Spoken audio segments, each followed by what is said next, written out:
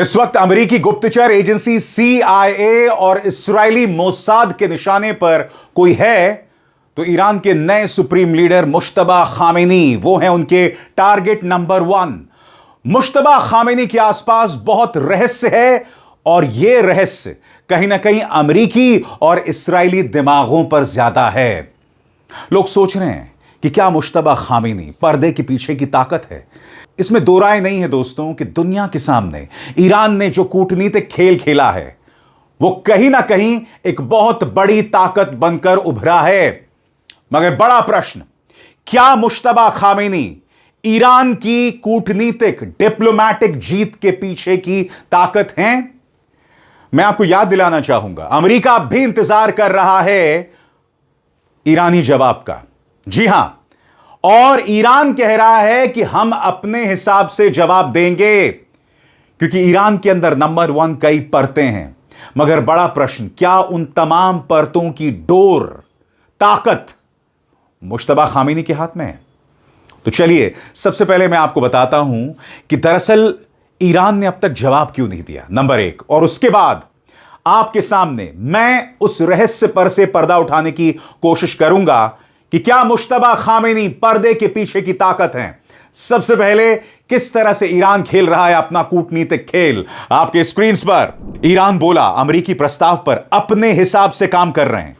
Iran से reporting कर रहे अल जजीरा के रसूल सरदार अतास के मुताबिक शुक्रवार को उम्मीद थी कि ईरान अमेरिका के प्रस्ताव पर अपना जवाब दे देगा, लेकिन ऐसा हुआ नहीं।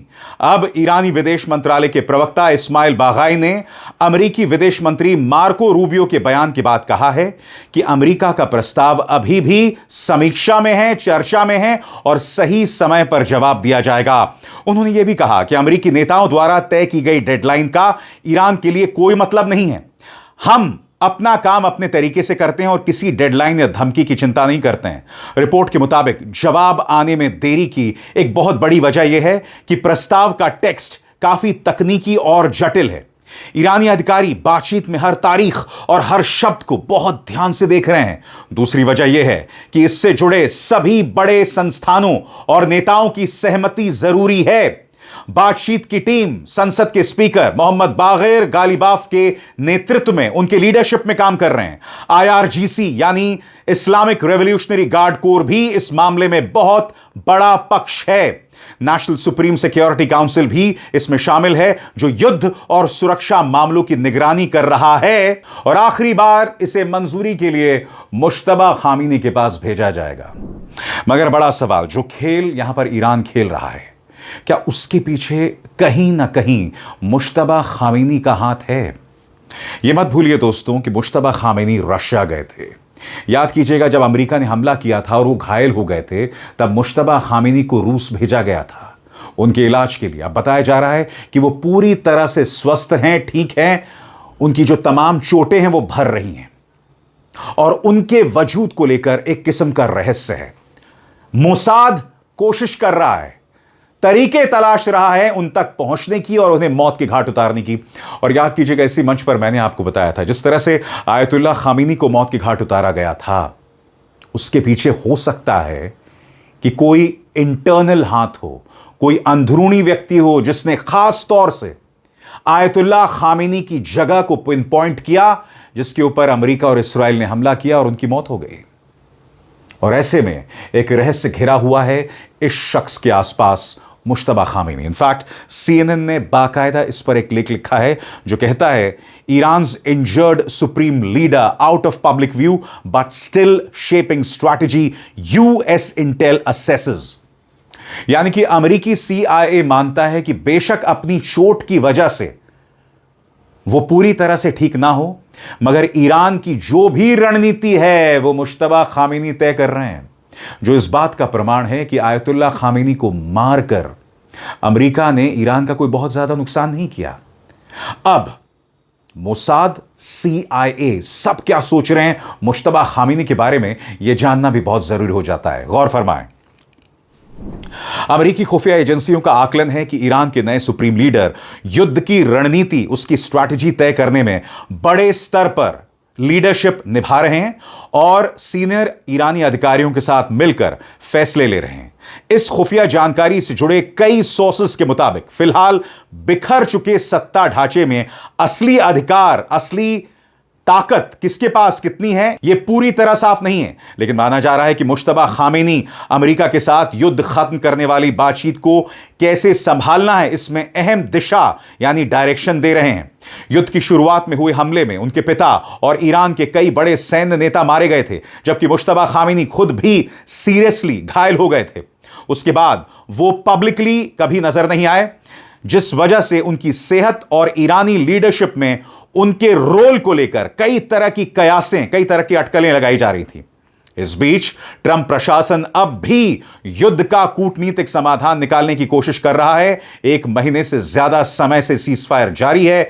अमेरिकी खुफिया एजेंसी CIA का मानना है कि अमेरिकी बमबारी के बावजूद ईरान की काफी सैन्य ताकत अब भी बची हुई है और वो लंबे समय तक अमेरिकी नाकेबंदी झेलने के हालात में है।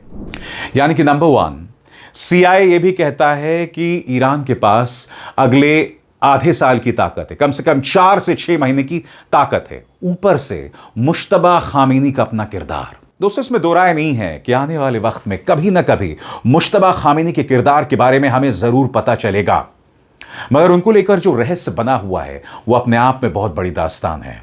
गौर फरमाएं। सोर्सेस के मुताबिक हमले में घायल होने के कुछ दिनों बाद ही मुश्तबा खामेनी को ईरान का नया सुप्रीम लीडर घोषित कर दिया गया था, लेकिन अब तक अमेरिकी खुफिया एजेंसी ये पक्का नहीं कर पाई हैं कि आखिर वे कहां मौजूद हैं।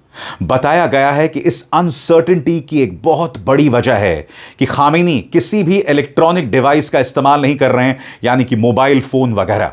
वो सिर्फ उन लोगों से मिल रहे हैं जो सीधे उनसे मिलने पहुंच सकते हैं या फिर संदेश दूतों के जरिए भेजे जा रहे हैं। सूत्रों के मुताबिक यानी सोर्सेस के मुताबिक खामेनी अभी भी अलग अलग रहकर इलाज कर रहे हैं। उनके शरीर के एक हिस्से में गंभीर जलन हुई थी, जिसका असर चेहरे, हाथ, धड़ और पैर पर पड़ा है। वहीं ईरान के सुप्रीम लीडर ऑफिस के प्रोटोकॉल प्रमुख मज़ाहर हुसैनी ने शुक्रवार को कहा कि खामेनी अब ठीक हो रहे हैं, उनकी सेहत पूरी तरह अच्छी है। हुसैनी के मुताबिक उनके पैर और कमर के निचले हिस्से में हल्की चोट आई है। उन्होंने यह भी कहा कि कान के पीछे छर्रे का एक छोटा टुकड़ा लगा था, लेकिन अब घाव भर रहे हैं। मगर CIA को लगता है कि इस वक्त तक ईरान को जो सफलता मिली है उसमें मुश्तबा खामेनी का एक बहुत बड़ा किरदार है। आप इस पूरे मामले को समझ रहे हैं दोस्तों। एक आदमी जो घायल है, उसके कान के पीछे अब भी छर्रा लगा हुआ है, उसके बावजूद वो व्यक्ति प्लानिंग का हिस्सा है और यह बात कोई और नहीं CIA कह रहा है। कैसे? गौर फरमाएं।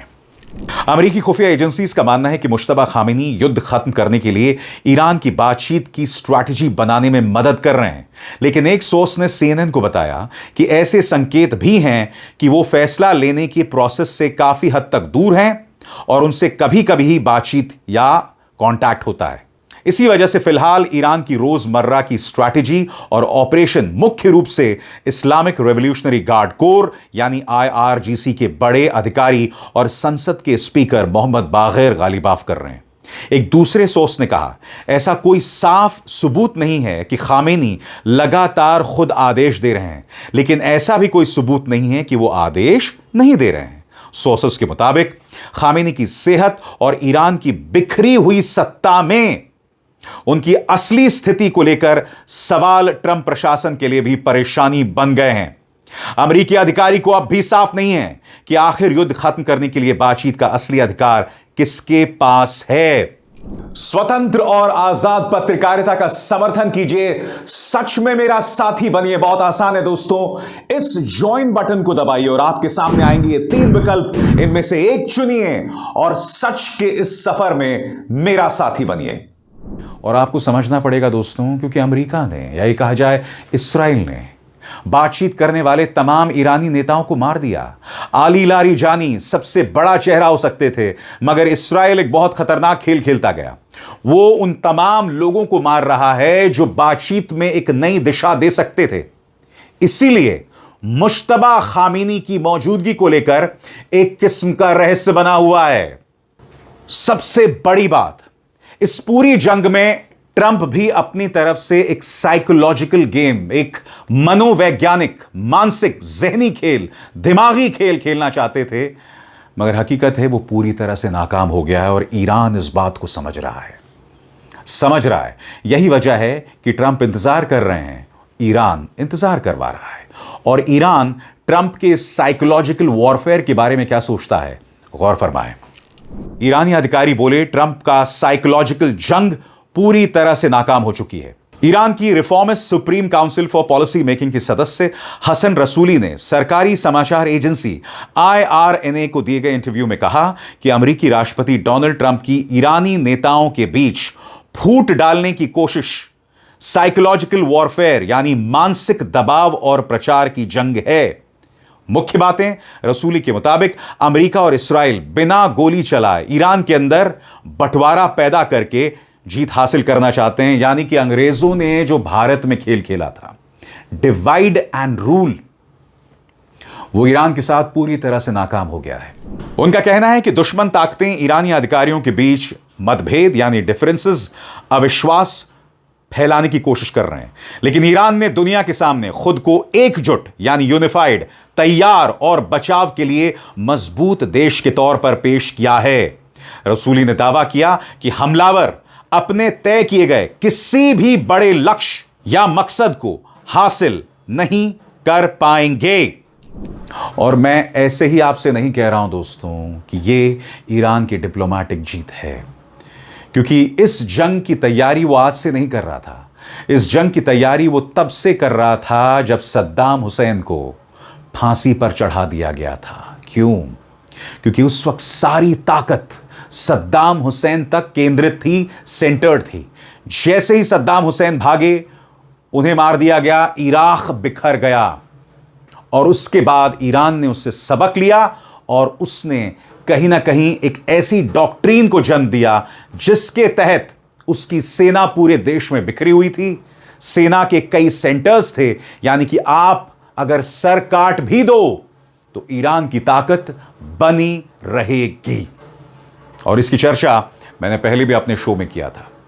अब हमें समझना पड़ेगा कि ट्रंप का जो साइकोलॉजिकल वॉरफेयर जो पूरी तरह से नाकाम दिख रहा है, ईरान इसके बारे में क्या सोचता है और इसका इंपॉर्टेंस क्या है, गौर फरमाएं। ईरान का यह बयान दिखाता है कि तेहरान अब सिर्फ सैन्य लड़ाई नहीं बल्कि सूचना और मनोवैज्ञानिक युद्ध की बात भी खुलकर कर रहा है, यानी इंफॉर्मेशन और साइकोलॉजिकल वॉरफेयर।